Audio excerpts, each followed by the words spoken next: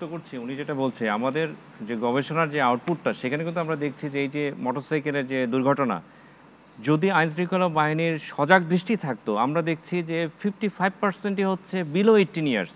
ঈদের দিন ঈদের পরের দিন ফাঁকা সড়ক রেসিং ট্র্যাক সেখানে তারা 130 140 150 গতিতে চালাচ্ছে।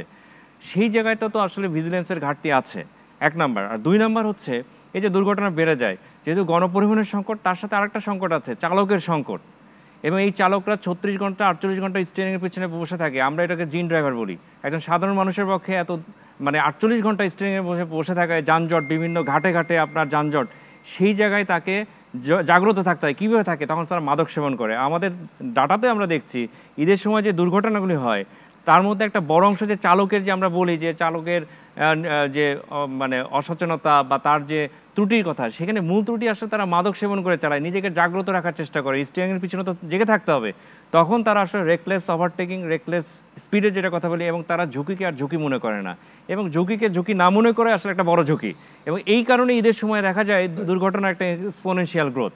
তো এই যে আমি বারবার বলছি আসলে ইকবাল ভাই একটু আগে বলছিল আমি যেভাবে দেখি আসলে আমাদের কুম্ভকর্ণের মতন সারা বছর ঘুমিয়ে থাকবো আর ঈদের এই কয়দিন আগে আমরা কথা বলবো হবে না।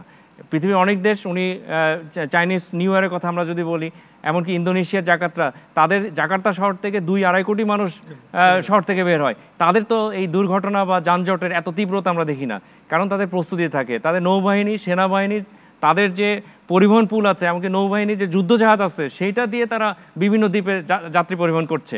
এমনকি এক্সোডাস প্রোগ্রাম নেয় 2 মাস আগে নিবন্ধন করতে হয় কে কে ফ্রিতে তারা বাড়ি যেতে চান মোটরসাইকেল নিয়ে যায় না ফ্রিতে তারা আপনার ট্রেনের ব্যবস্থা করে দেয় এবং মোটরসাইকেল নিয়ে যারা যাবে ট্রেনের বগিতে তারা মোটরসাইকেল তুলে দিয়ে ফ্রিতে নিয়ে যাওয়ার ব্যবস্থা করে শহরে যায় চালাও দূরপাল্লায় মোটরসাইকেল ব্যবহার করো না। তার মানে এর জন্য আসলে দীর্ঘমেয়াদী পরিকল্পনা লাগবে কারণ ঈদের সময় যে একটা বড় চাহিদা এর বিপরীতে আসলে হাজার হাজার বাস কিনে বাস মালিকরা ফেলে রাখবে এটা তাদের জন্য ফিজিবল হবে না। আমাদের আসলে বিকল্প ভাবতে হবে গণপরিবহনের যোগানটা বাড়াতে হবে।